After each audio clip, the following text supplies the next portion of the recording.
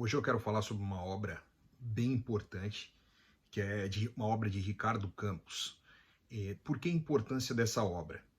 Essa obra não é só importante pelo seu conteúdo e pelas reflexões que o autor expõe no seu livro, mas, sobretudo, pela importância em que os prêmios acadêmicos que esse livro tem recebido. Então, isso mostra que essa obra está tendo uma identificação muito forte com aquilo que muita gente no meio acadêmico tem entendido como do momento atual em que nós estamos vivendo. Então, ele tem capítulos bem interessantes. Esse vídeo é somente uma chamada, porque eu pretendo expor um pouco sobre os principais, sobre todos os capítulos, de uma forma superficial, que obviamente não tem como esgotar a obra se não for realmente fazer um mergulho nela. E eu não vou fazer desde já uma análise de mérito sobre o meu entendimento e minhas impressões sobre a obra, mas eu quero que primeiro que ela se faça entender, porque numa análise superficial, essa obra não é de fácil entendimento sobre qual o objetivo, qual é a mensagem que ela transmite. Claro, a gente passa realmente por uma transformação mais complexa, de sorte que a gente não consegue realmente avaliar, fazer uma análise geral do que está acontecendo. A gente precisa de um certo distanciamento de tempo para poder fazer uma análise mais acurada. Entretanto, um cunho de fazer justamente essa análise e mais, fazer algumas críticas, posso colocar aqui dessa forma, no sentido de que o direito, tal como ele já mudou, está em transformação, ou ele está em vias de, teoricamente, não servir mais para nada da forma como nós entendemos o direito tradicional. Essas são perguntas importantes, tal porque a Constituição desses novos estados no pós-guerra se dão sobre um arcabouço, por assim dizer, de proteção jurídica que se dá tendo o direito como proteção, né, desse novo tempo de liberdade, de proteção e valoração de direitos fundamentais, etc. Então eu vou fazer só uma leitura rápida de todos os capítulos ali, mas rapidamente, né, que o primeiro capítulo ele fala sobre a anomalia como desenvolvimento jurídico, né? E aí o que ele fala? Nesse primeiro capítulo, o autor faz um paralelo com a teoria dos sistemas de Luhmann, tal como a biologia, como se fosse um paralelo de um corpo humano, por assim dizer, que aquilo que circula no sangue ele tem uma interação específica de acoplamento, tal, porque o sangue está circulando no teu corpo, certo? Dessa forma, como ele circula por vários órgãos, esses diferentes órgãos têm certos acoplamentos específicos e peculiares, e que vão interagir de forma específica com cada órgão. De sorte que as interações elas vão ser diferentes de acordo com cada órgão do corpo, né? Aquilo que passa no sangue, determinada substância, por exemplo, tratando de parte hormonal, ele vai se ligar em receptores específicos e de acordo com cada receptor, ele vai ter um efeito específico, uma repercussão diferente. Então, basicamente, ele utiliza essa teoria como uma chave, a teoria de Luhmann e de um outro autor. Tem uma outra teoria, que é a teoria dos sistemas por Theilbner, né? E então, esse primeiro capítulo tem essa base de reflexão. Aí a gente tem o capítulo 2, que é o direito como forma de vinculação temporal. Aqui é importante, porque o que acontece? O direito ele tem uma peculiaridade de regular, não só fazer uma proteção de situações futuras, né, como numa situação, por exemplo, preventiva, como resguardar situações passadas ou julgar essas situações e ali reparar situações que já ocorreram. Então o direito é como se fosse uma âncora que consegue estabilizar as relações temporais, e isso há uma repercussão também específica na abordagem dele. E aí ele cita Carl Schmitt. Nessa obra ele usa um detalhe da obra de Carl Schmitt que ele é bem importante. Ele faz várias alusões, ele demonstra, né, uma erudição, mas a mensagem que ele quer passar, ela é uma mensagem que vai mais além. E é como eu disse, não quero fazer uma análise de mérito, esse assunto também foi debatido, essa obra foi debatida no nosso curso de mestrado da Univel em Cascavel, no Paraná, e essa obra foi uma temática, né? Foi apresentada em um seminário, e lá a gente fez várias reflexões em relação a essa obra. Foi bem interessante o que a gente conseguiu extrair dela, do nosso entendimento, e a gente expôs alguma coisa das palestras também que o professor Ricardo Campos expôs também no YouTube, que eu acho de extrema importância para aqueles que querem entender um pouco mais da mensagem, que também assistam esses vídeos, né? A gente vai para o capítulo 3, da desintegração da antiga ordem, e aqui ele começa ele começa a introduzir com aquelas teorias ali, tanto a de Luhmann, depois ele vai citando Carl Schmitt, na obra toda ele vai fazendo essas reflexões, só que nesses 2 capítulos é como se ele fizesse uma certa introdução do ponto em que ele quer chegar.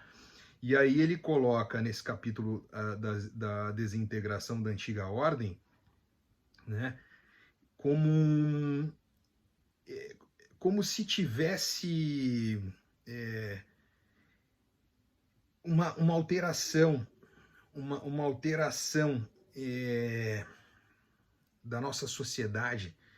E aí ele expõe melhor depois no capítulo 4, né, do capítulo do nascimento do novo mundo a partir da cultura da dispersão.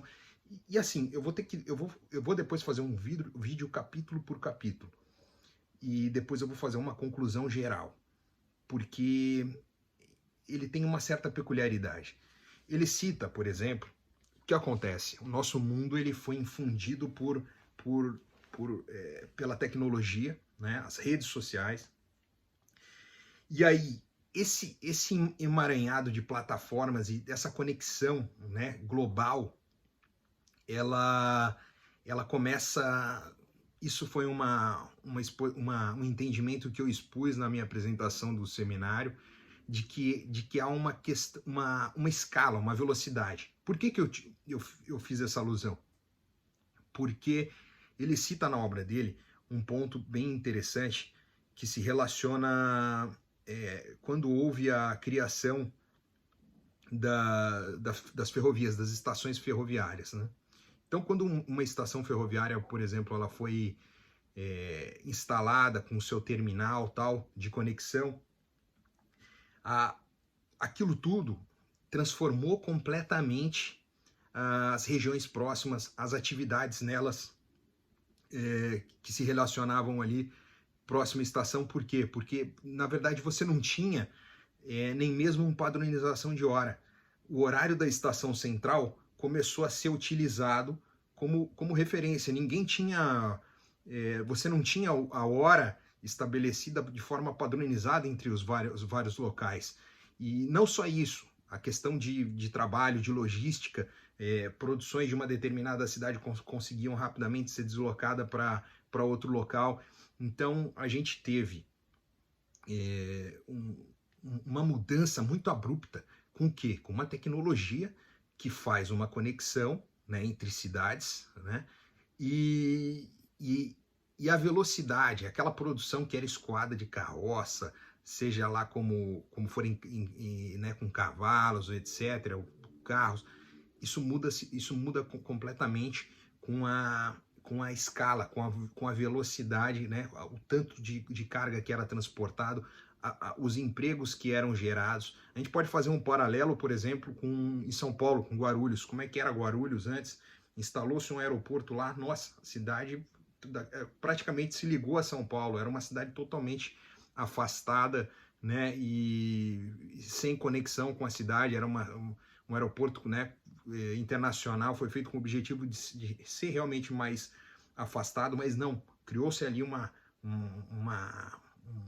né, um aglomerado populacional extremamente forte em virtude da dinâmica, né, do fluxo de pessoas, logística, né, de cargas e tal. O aeroporto ele traz com a sua construção uma alteração muito forte, né, na dinâmica, né, da sociedade. Então, esse ponto é um ponto bem interessante.